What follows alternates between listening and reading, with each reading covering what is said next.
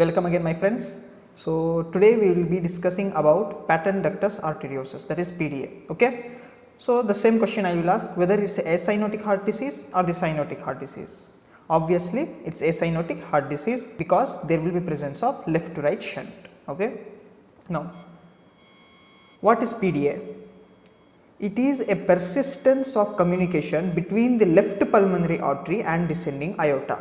Generally we know this, there will be a presence of ductus arteriosus in the intrauterine life, and after birth this ductus arteriosus will get closed normally, and what is the embryology we will discuss later. So, but we know there is a connection between the pulmonary artery and the aorta, but to be more specific, it is the communication between the left pulmonary artery. Generally pulmonary trunk arises from the right ventricle and it divides into right pulmonary artery and the left pulmonary artery. Okay. So from the left pulmonary artery this ductus arteriosus arises and gets connected to the descending aorta. You have the ascending aorta, then arch of aorta, then descending aorta. So it is connected between the left pulmonary artery and the descending aorta. That is the ductus arteriosus, and if it persists after birth without getting obliterated, then it is called as patent ductus arteriosus, because the ductus arteriosus is patent. Got it? And it is more common in children. Here also some sort of epidemiology like that is more common in females, and female to male ratio is 2 to 3 is to 1.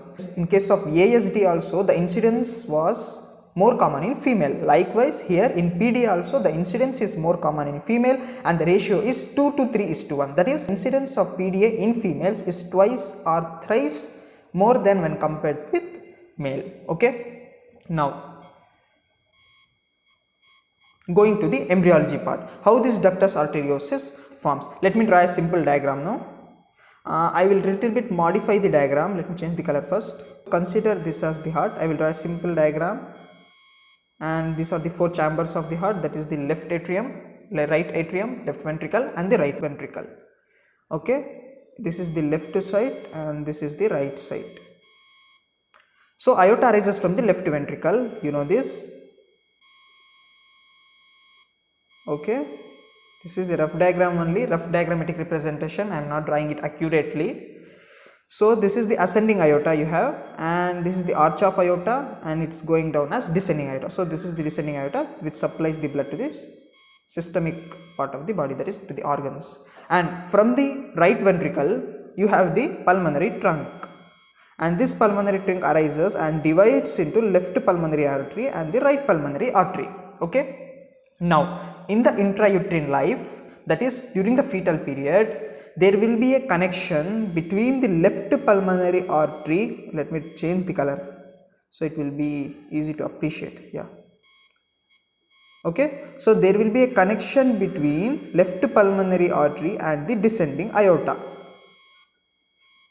This is the connection between the left pulmonary artery and the descending aorta here. So this is the descending aorta, and here you have the left pulmonary artery,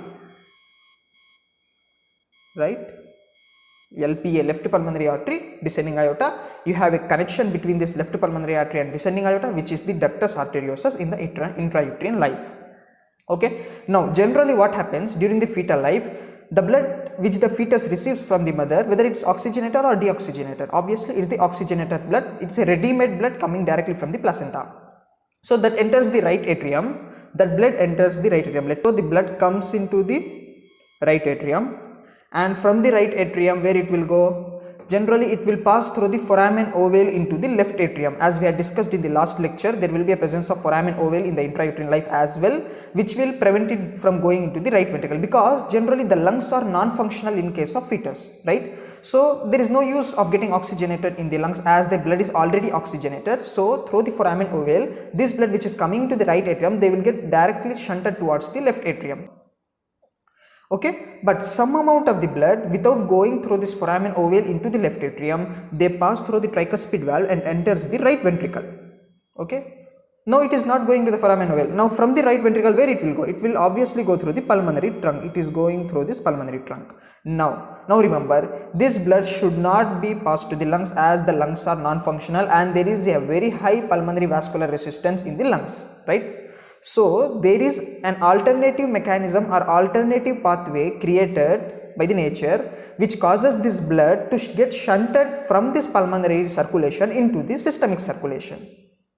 Okay, so this blood will then pass through this left pulmonary artery, then through this ductus arteriosus, and finally through ductus arteriosus it comes to the descending aorta.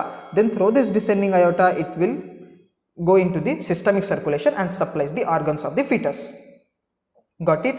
So it's just an alternative mechanism. Generally the blood from the right atrium should go into the left atrium through the foramen ovale in the intrauterine life. I am talking about the intrauterine life, which is normal physiology, going to the left atrium, and it should supply the systemic circulation of the body. It should supply the organs.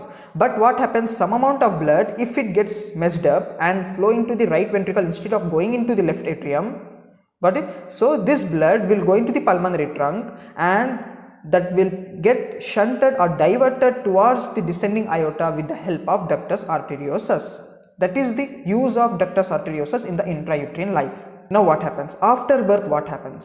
After birth, this ductus arteriosus normally should get closed. How? With the help of oxygen. Generally when the baby gets born, the baby gets delivered, oxygen, it will try to inhale the atmospheric oxygen, right?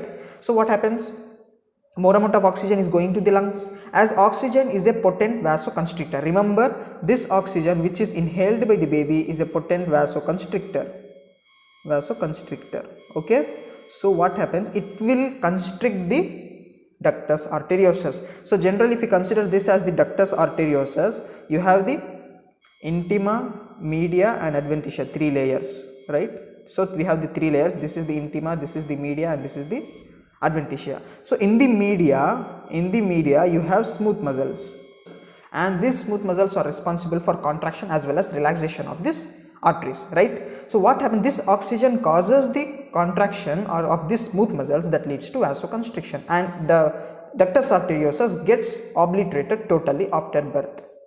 It's a normal physiological phenomena which should occur. Got it? And one more thing, this oxygen will decrease the amount of PGE, that is prostaglandin E. If prostaglandin E is decreased, then again vasoconstriction will occur, because this prostaglandin E is responsible for maintaining the patency of ductus arteriosus during intrauterine life. But after birth, as oxygen comes in, more amount of oxygen is coming into the lungs and it decreases the prostaglandin E synthesis that causes the smooth muscle to undergo contraction, leading to the obliteration of the ductus arteriosus. Okay, so this just a short recap. What happens during the intrauterine life? There will be a communication between the left pulmonary artery and the descending aorta. We know that is the ductus arteriosus, and this will close generally after birth with the help of oxygen which is inhaled by the baby, and also due to the decreased PGE synthesis that together contribute to the closure of ductus arteriosus. Okay, normally in the intrauterine life ductus arteriosus should be present, and after birth this ductus arteriosus should get obliterated. That's all in a short sentence. Okay, now what causes this ductus arteriosus to be patent after birth? That is the PDA. How that PDA occurs and what is the pathophysiology of this PDA? Just a simple condition. As I said you before, the ductus arteriosus is made up of tunica intima, tunica media and tunica adventitia, right? So if there is a defect in the tunica media, that means if the smooth muscles which should be generally present in the tunica media are absent, they are not present or they are deficient, then what happens? Even though the baby after birth consumes lot amount of oxygen, right? If it is trying to consume the oxygen, but that oxygen is not able to act on the smooth muscle because there is no smooth muscle in the ductus arteriosus. So there will be no vasoconstriction, the obliteration will not occur, and that leads to patent ductus arteriosus. Got it? So the physiology, we have the deficiency of muscular media of the ductus, that is the smooth muscle which should be situated in the tunica media of the ductus arteriosus are deficient. So what happens? The oxygen cannot cause vasoconstriction, and that leads to patent ductus arteriosus. Got it? And one more thing, only this is the main mechanism by which PD occurs. There are some other mechanisms which also contribute to this. Other things you can learn mostly in medicine, not required in case of pathology. Okay, now going to the hemodynamics. Now due to this PDA, what happens? What happens after birth? Let me draw a simple diagram again. Now let me put it in this way. the blood is coming after birth, lungs are functional, you know this, right? So after birth the lungs become functional, and now the lungs should oxygenate the blood, right? So the blood from the SVC and the IVC of the child will enter the right atrium. Remember, this is a deoxygenated blood now, because after birth this is the deoxygenated blood, and it reaches the right ventricle. Okay, normal. And now then from the right ventricle it passes through the pulmonary trunk as usual. Now as it is going through this bifurcation to the left hand, there is bifurcation between the left and right pulmonary artery, it has two pathways. Either it can go to the lungs, that is one, or it can get diverted towards this ductus arteriosus into the systemic circulation, right? So the blood will prefer which pathway? Obviously the answer depends on the pressure gradient. You know that the aorta pressure is very much greater when compared with the pulmonary artery pressure, right?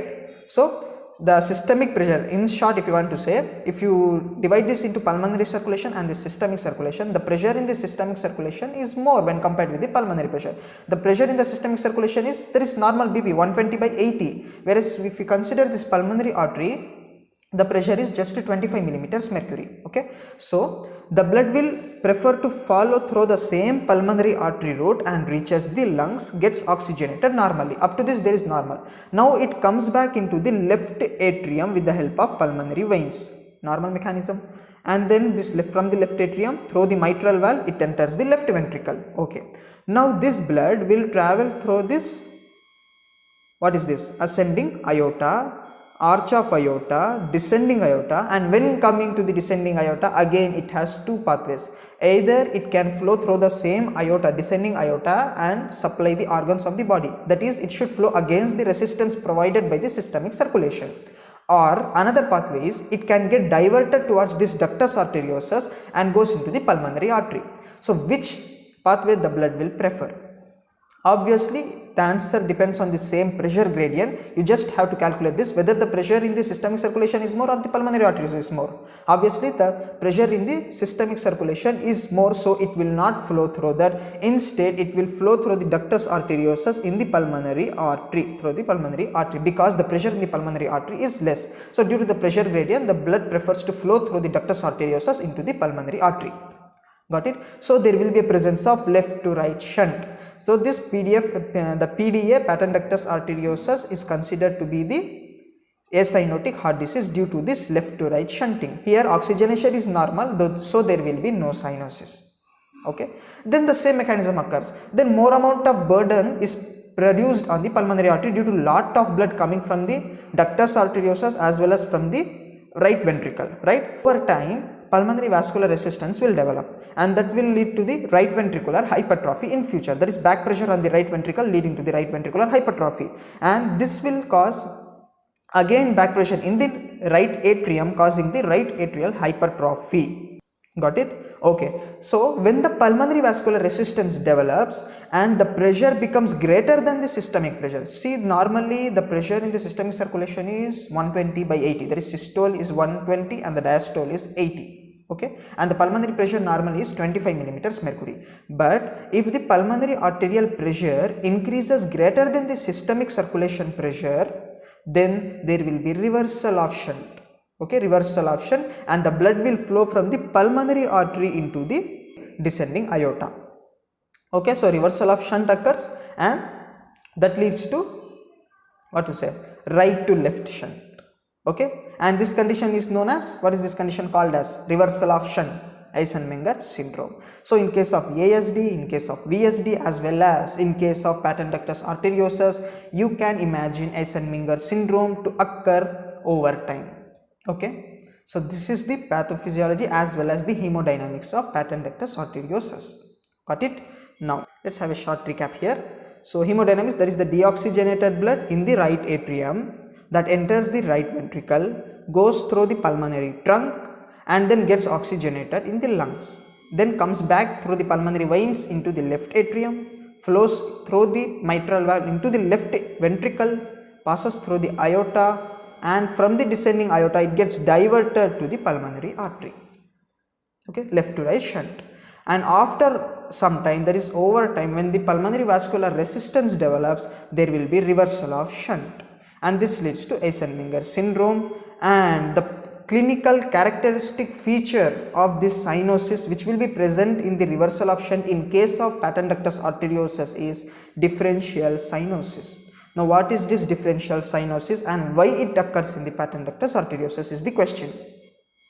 See, this is the diagrammatic representation of the heart as well as its branches. I know it's little bit looking like comedy, I know that, but it will be easy to make you understand. Okay, so this is the heart. There is a small heart actually I had run to, and I had magnified the image of arteries. So suppose this is the pulmonary artery, pulmonary trunk, and you have this left pulmonary artery, LPA. Okay, and here this is the aorta, you know, this is the descending aorta, and from the left pulmonary artery to the descending aorta you have the connection, that is the patent ductus arteriosus. And what is this? In the arch of aorta the branches arises. What are the branches of aorta? General anatomy. This is the left subclavian artery, right? And what is this?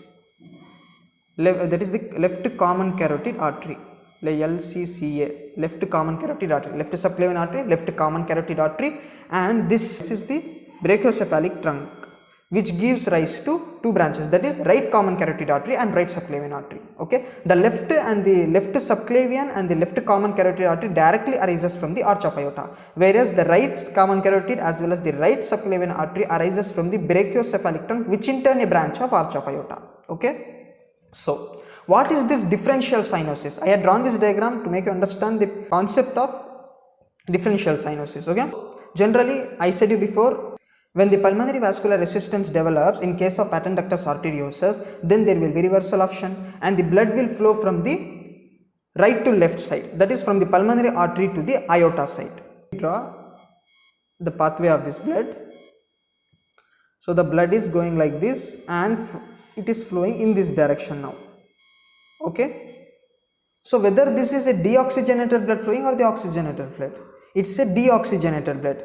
Remember, this blood is coming into the right atrium, that is deoxygenated blood coming from this SVC and the IVC into the right atrium, then into the right ventricle and follows through the pulmonary trunk, and without getting oxygenation in the lungs, it is getting bypassed. This blood gets bypassed and flowing into the ductus arteriosus now. As it is a case of Eisenmenger syndrome, generally delayed cyanosis will develop. But here in this case, the lower extremities will develop cyanosis, but the upper extremities, head, neck area will remain normal. That means they are getting oxygenated blood. This is called as differential cyanosis. But in case of VSD and the ASD, I had told you there is delayed cyanosis will occur, and it is a generalized cyanosis which will occur throughout the body. But here in case of patent ductus arteriosus, you will have differential cyanosis, that is the lower extremities will be cyanosed whereas the upper extremities will remain normal. What is the cause here? See here, this deoxygenated blood, I had drawn the pathway of this blood, will flow through the ductus arteriosus and will enter the descending aorta. Now where this descending aorta goes, this aorta will supply the body, that is the lower extremities, whereas proximal to this ductus arteriosus, that is proximal to the ductus arteriosus means this arch of aorta, you have the three branches, that is the left subclavian, left common carotid, brachiocephalic trunk. These all are carrying the oxygenated blood from the left ventricle normally, and this subclavian artery will divide into many branches and supply the upper arm, as well as the common carotid artery will divide into branches and supply the head, neck area, etc. Right. So these blood vessels are carrying the oxygenated blood directly from the left ventricle. Right. This blood is okay. Whereas in case of this lower extremities, which is receiving the blood only from this descending aorta, and as there is a deoxygenated blood coming through this ductus arteriosus into the descending aorta, the lower extremities are receiving only the deoxygenated blood, and that causes it to become cyanosed. Got it? This is the pathophysiology of differential cyanosis, which is a characteristic feature of patent ductus arteriosus. Okay. Now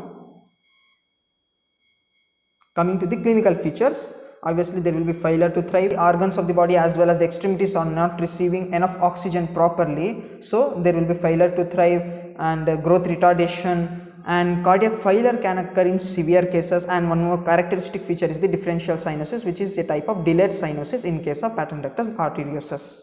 Okay, we had discussed this before. Now coming to the investigation part, I will slightly touch upon the investigation and treatment part here. So investigation, you can see there will be a presence of continuous murmur. That means throughout the systole and as well as throughout the diastole, you will hear a murmur, that is continuous murmur, okay, machinery murmur. And the treatment is endomethacin. What it does, it will help in the obliteration of PDA, and if the ductus arteriosus size lumen is so large, then we can go for surgical treatment, okay. So we had completed patent ductus arteriosus in detail. With this, let us conclude our session. Thank you so much. Meet you in the next section.